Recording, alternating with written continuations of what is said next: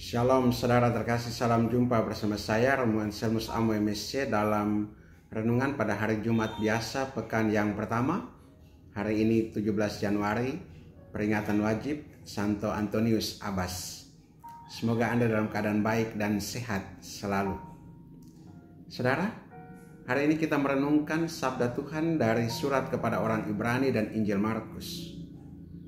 Bacaan ini mengajak kita untuk memahami makna istirahat sejati di dalam Allah dan mengalami kuasa pengampunan serta penyembuhan yang Yesus tawarkan.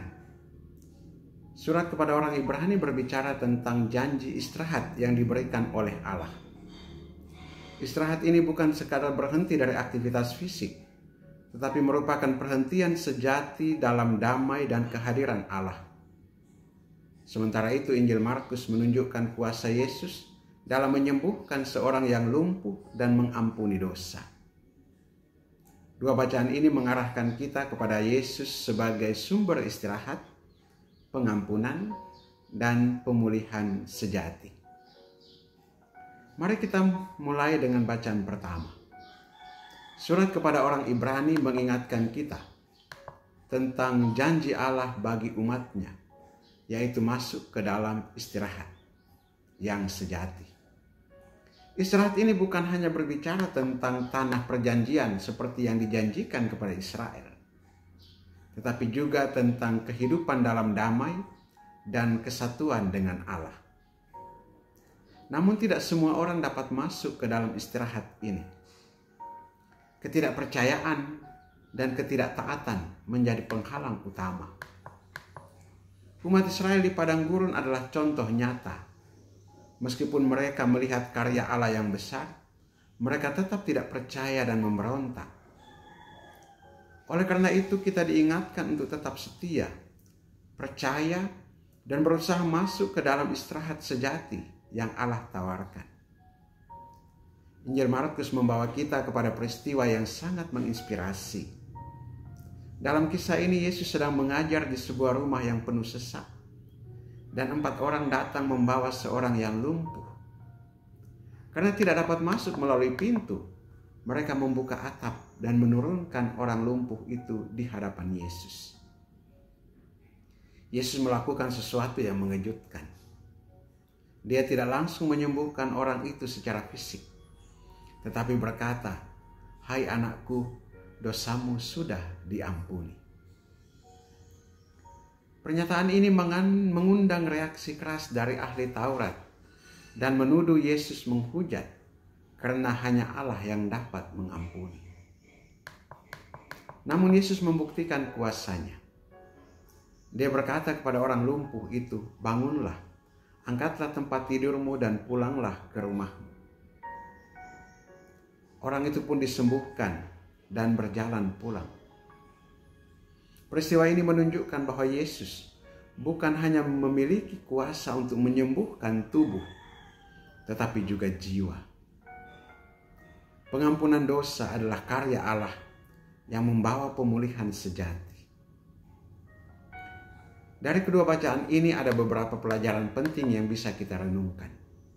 Yang pertama, percayalah pada janji Allah. Kita seringkali tergoda untuk ragu terhadap janji Tuhan, terutama saat menghadapi kesulitan.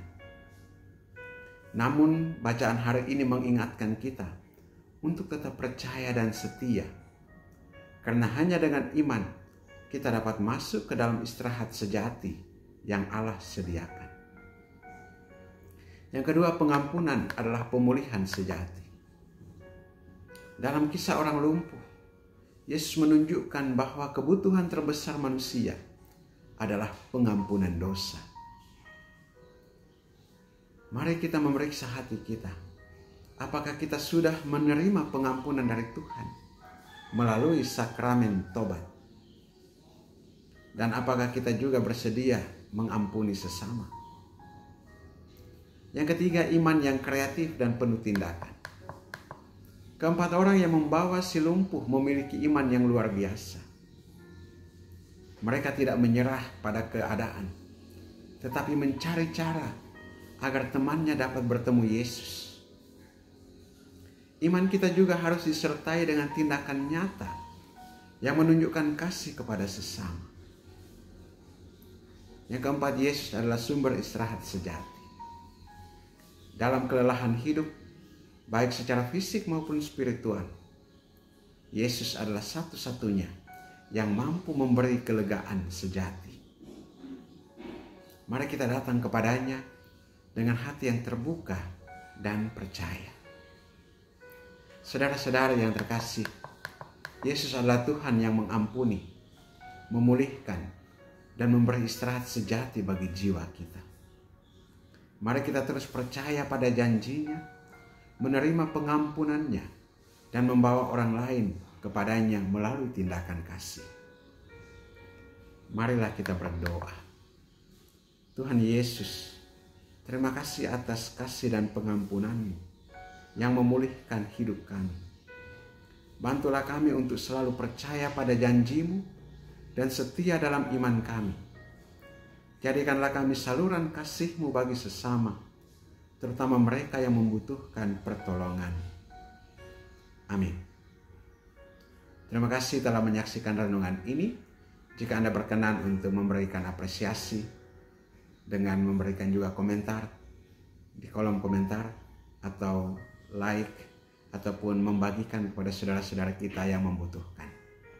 Berkat Allah yang Maha Kuasa turun dan tinggal atasmu dalam nama Bapa dan Putra dan Roh Kudus.